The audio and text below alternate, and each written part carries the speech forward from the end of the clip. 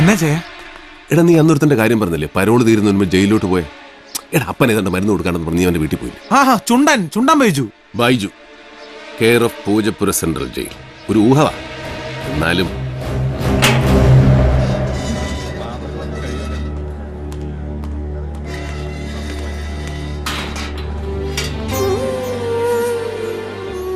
സുഖമാണോടാ?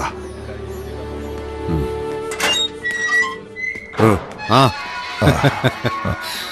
അപ്പനും മോനും കൂടെ ഒരു ഇൻഫോർമൽ മീറ്റിങ്ങിന് ചാൻസ് ഉണ്ടാക്കാം. രാജീവൻ സാറ്, ഞാൻ പറഞ്ഞായിരുന്നു നിന്നോട്. ഉവ്വ. വരൂ, തുറക്കണു.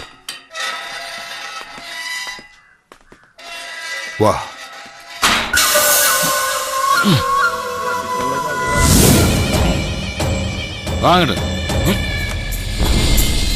ദേ, അവനാ നീ അന്വേഷിച്ച ആള്. ഇവനാന്നോ ചുണ്ടൻ ബൈജു?